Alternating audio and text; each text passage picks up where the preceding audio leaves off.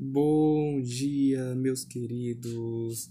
Boa tarde, boa noite. Bom, gente, eu estou aqui, né? Como disse para vocês, nós vamos agora para o nosso auge do conteúdo, tá bom? O auge do pico de sangue, o auge da revolução, o auge da confusão, o auge do terror. Pense numa história de terror, né? De verdade. É essa agora, né?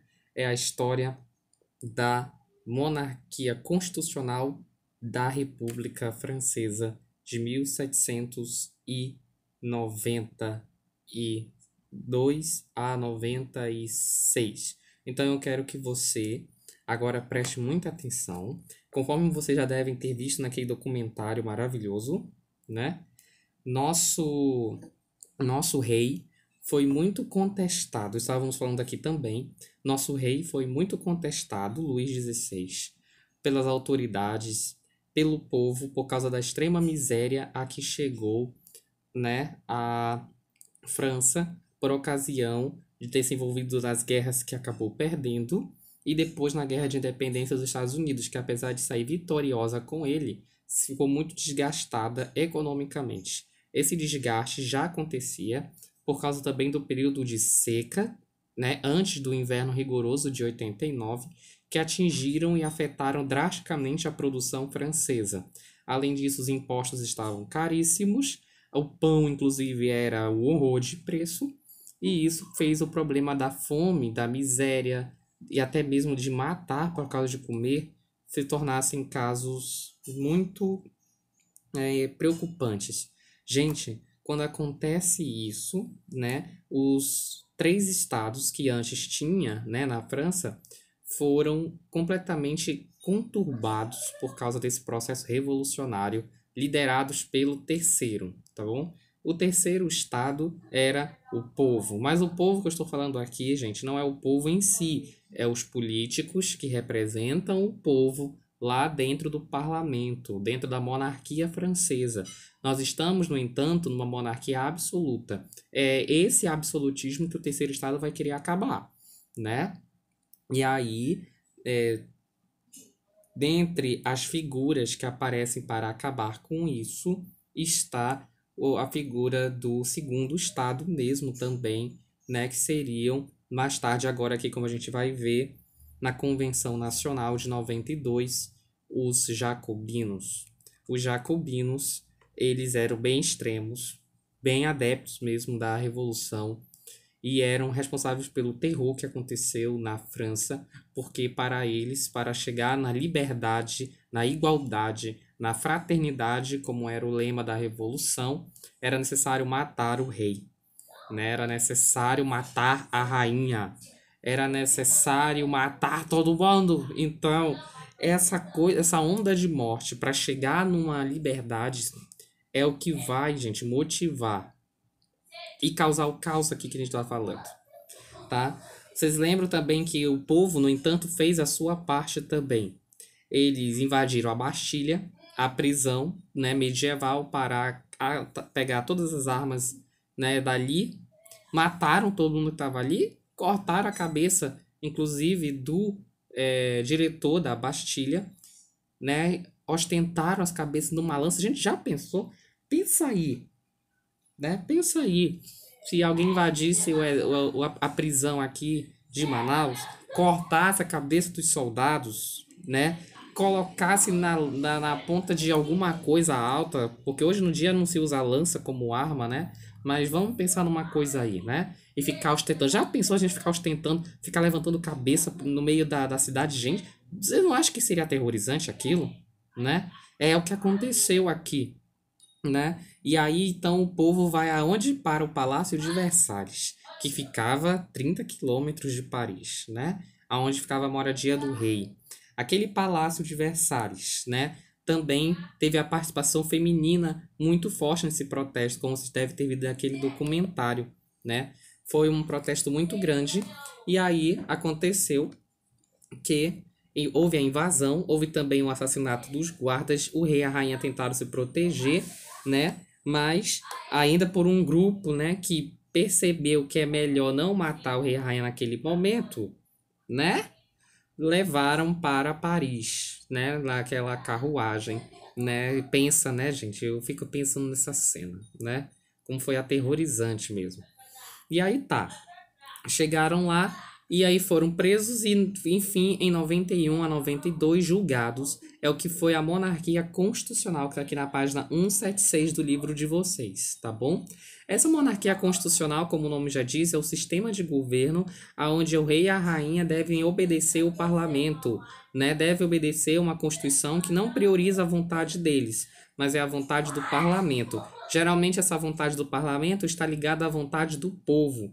Então é por isso que a monarquia primeiro se torna constitucional. Acontece que, gente, também lembra que eles já tiveram filhos, né? O Luís e a Maria Antonieta. A Maria Antonieta, não, eu não falei, mas ela é uma rainha. Na verdade, ela era princesa da Áustria quando ela veio para a França, né? Para se casar com o rei Luís XVI por um casamento político, né? Foi mais assim por conflitos e resolução de política que ela casou com ele. No entanto, eles se gostaram realmente, sabe? Parecia uma história de amor assim verdadeira, né? E aí ela era muito jovem, ela só veio para cá com seus, né, 17 aninhos, né?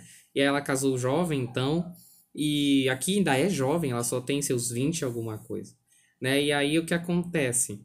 Ela, né, tem filhos com ele, mas eles não veem mais os filhos deles. Não veem. Nunca mais. Nunca mais. Certo? E aí o que tá aqui na página 176, né? Eles foram presos. Também foi criado o hino nacional da época. Esse hino nacional aí é cantado até hoje, que é o hino de Marsella. Marselhesa, quer dizer, né? E aí a multidão enfurecida culpou também o rei pela invasão estrangeira, porque afinal a Áustria estava querendo trazer a Maria Antonieta de volta, tá bom? Atacaram o palácio, como disse para vocês, massacrou todo mundo, inclusive os encarcerados, e nas outras cidades houve também perseguição e matança generalizada. Quem era adepto do rei devia ser morto, as pessoas não aguentavam, as pessoas não concebiam que você fosse a favor do rei, né? E aí o clima chegou então nessa tensão, gente. O clima chegou na tensão onde você olha para um lado, tá tendo morte, você olha para o chão, tá tendo sangue, você olha para o céu, tá tendo aquela fumaça negra de incêndio, você tá vendo essas pessoas se degladiando, você tá vendo um jornal de morte circular, que é o jornal do Jean-Claude Marat, que é um grande adepto da pena de morte na Revolução, e ele vai espalhar essa causa pelo jornal dele. Você vê gente do povo também que é contratado, né, para fazer parte de uma espécie de guarda, né, para vigiar, para encontrar pessoas que eram inimigas da revolução, para justamente matar também essas pessoas. Você vê a criação da guilhotina, onde vai ser exposta na Praça de Paris,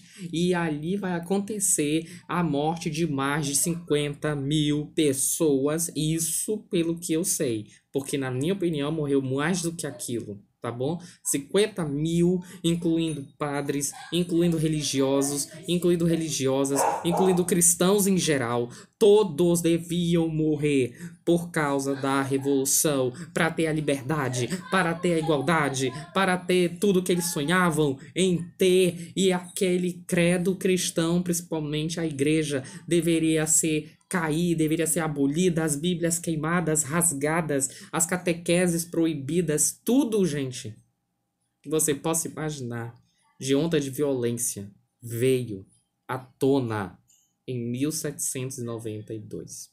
Porque também nesse ano, anota aí então, né, monarquia constitucional, né, prisão do rei e da rainha, morte dos guardas dos inimigos da revolução. E nesse ano, 1792, você coloca embaixo ainda no seu caderno, a Convenção Nacional. Justamente foi a reunião dos 3 principais grupos da época para decidir o futuro da rainha e do rei e também da revolução. Aí surge a figura dos girondinos, eu quero que você anote aí. A figura dos girondinos. Os girondinos significa moderados em francês, né, naquela época. Então, os moderados eram aqueles que não queriam a morte do rei e da rainha, mas para que continue a revolução, que ela alcance meios mais pacíficos possíveis. Então, o rei e a rainha devem fazer a vontade do povo, do parlamento. Para isso, eles bastavam. A monarquia constitucional não precisava, né, chegar a extremos tão grandes de penas de morte.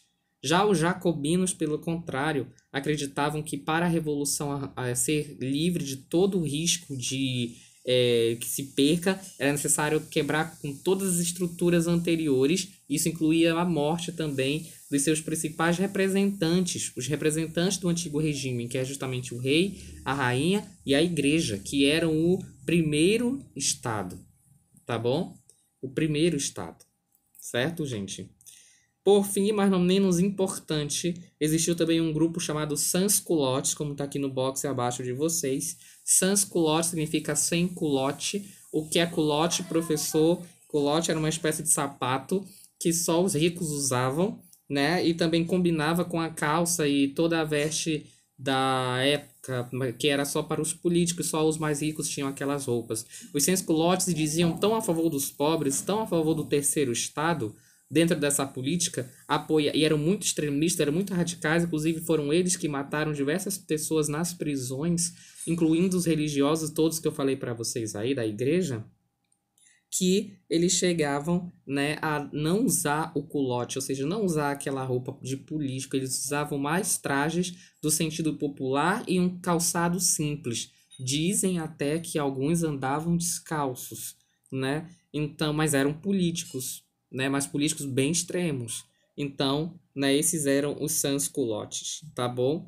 O grupo central é aquele que ficava, hora era de um, hora de outro, né? E geralmente aquele tipo de pessoa que, eu não sei o que fazer, eu não sei, mas eu acho que, já que eles estão mandando, eu vou ficar aqui, né, com eles. Depois, quando os outros mandarem, eu vou ficar lá do outro lado, né? São pessoas indecisas, essas pessoas do grupo do centro, tá bom?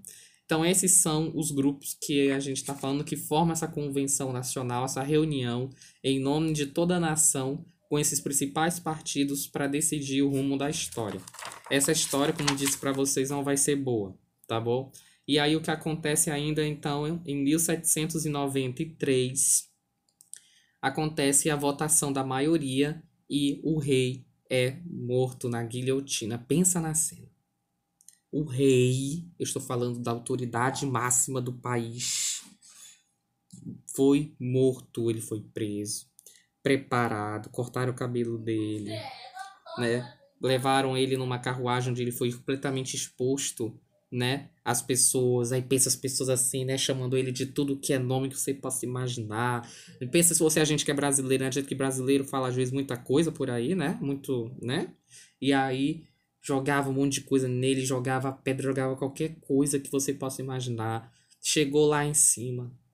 Ele foi amarrado, deitado daquela madeira, que faz ele ficar preso junto àquela peça que prende a cabeça na guilhotina. A lâmina lá em cima baixa quando os tambores param, os canhões atiram, e aí desce aquilo ali numa velocidade sem limites e corta a cabeça do rei. Quando a rainha Maria Antonieta ouviu o barulho do canhão, ela desmaiou de desespero. Pensa, gente, nessa situação. Inclusive, Maria Antonieta não era mais aquela jovem aparente que mostrava ser muito linda, muito, né, assim, não tinha mais aquela aparência de gente rica, aquela aparência de jovem, né, super saudável. Ela era muito feia agora, isso sim, aqui nesse momento, ela está destruída, não tem mais cabelo, não tem mais hidratação, ela fica tão desesperada e depressiva que a pele dela, o rosto dela vai mudando, ela fica com uma pele completamente terrível, né, assim, parece que é uma velha. Ela não tem mais roupa direito, ela não come bem, ela não bebe nada, então ela tá destruída, gente. E aí a guerra, professor La Áustria tentando, né, correr a bichinha, não conseguiram, não, ainda não, sabe por quê? Porque ali estão enfrentando um poderoso inimigo que vocês já ouviram falar dele, Napoleão Bonaparte, um grande militar da época que foi escolhido justamente para comandar o exército nessa revolução. E eu estava lá nas guerras, né, fora, e é ele que faz então a revolução continuar até de alguma forma aqui em Paris, né? Então, surge aí, gente, o governo dos jacobinos, porque os jacobinos estavam mandando. Os jacobinos criaram até o Comitê de Salvação Pública, como está aí ó, embaixo no livro de vocês, que fez com que toda a fiscalização, aumentasse a fiscalização para quem era contra-revolucionário. Eu não sei você, mas eu, Eric, eu já teria ido embora de Paris há muito tempo. Eu teria ido embora. Eu ia morrer. Primeiro porque eu sou cristão. Eu não posso compactuar com o iluminismo, não posso compactuar com essa doideira toda de morte. Não posso, né? Eu ia morrer, né? Então, eu melhor sair, né? E aí o que acontece? Foi eleito, como tá aqui na imagem, né? Da página 178, o Maximilien Robespierre como principal representante da República Francesa. Já que não tem mais rei, né? Então, a República. Maximilian, ele era formado em direito, era bem próximo, inclusive, do rei, quando ele começou seu reinado, mas, conforme a Revolução foi encaminhando, ele se tornou uma grande voz, diz que foi o principal representante do Terceiro Estado, o principal representante dos jacobinos, e agora é o representante da França, da República, o nosso, né, grande primeiro-ministro aí da França. Acontece que, né, ele ficou doido. Ele ficou doido. Pense num cara doido que qualquer coisinha que falasse contra ele, ele já pensava em te mandar pra guilhotina. Não é por isso que o número de mortos cresceu tão grande na época. Foi conhecido como a Era do Terror. Durou um ano, gente. Um ano de terror. Um ano vendo cabeça rolando na praça de Paris. Não estou brincando. Inclusive foi em 1793 ainda. Em outubro, que Maria Antonieta, a rainha, havia morrido. Ela não precisava morrer. Houve até uma divisão muito grande a esse respeito, né, entre os políticos, né? Ela não precisava morrer porque ela, afinal, ela era da Áustria, ela era jovem, ela não tinha nada a ver com a história e tudo, né? Mas ele queria sangue. Então ela morreu também, né? E aí essa intolerância, esse extremismo todo dele causou medo, até mesmo dentro dos políticos que ficaram preocupados, até os jacobinos ficaram preocupados. E aí o que que os jacobinos fizeram? Vão tirar o Robespierre daí, e aí tentaram pegar o cara assim de jeito, né? E o cara ainda tentou fugir, porque ele sabia que tava querendo também alguém pode tá querendo matar ele, entendeu? E ele tentou fugir, mas não conseguiu, porque pegaram ele e alguém ainda tirou assim com um tiro que atravessou aqui a bochecha dele, desfez toda essa parte do rosto que ficou uma coisa assim deformada, e ele que era tão aclamado por falar e tão aclamado por fazer o terror com as suas palavras também, agora nem isso ele tinha, ele não tinha mais. Eu acho que Deus é maravilhoso, né? Deus, as coisas acontecem, a maldade, o mal volta para quem praticou. Eu acho isso uma coisa linda. Sabe por quê? Porque realmente aconteceu com Robespierre, né? Ele tinha a palavra para fazer terror, agora não tinha mais nada. Nem isso ele tinha. Então eu acho isso incrível, né? E o Robespierre, que tanto apoiou a guilhotina, foi morto na guilhotina. Olha que grande contradição, gente. Olha o nível da revolução que nós chegamos. E a liberdade, e a igualdade, e a fraternidade. E o povo, meu Deus do céu. Tá tendo isso? Tá tendo isso na realidade? Né? Essa reação por parte dos girondinos foi chamado de reação termidoriana, que tá aqui, ó, de 94 a 95, que acabou com a República da época e instituiu o Diretório, que foi um documento novo pelo qual a França agora teria que andar. Era outra constituição, tá bom? E durou até 1799, né? Aonde havia, aqui nesse caso,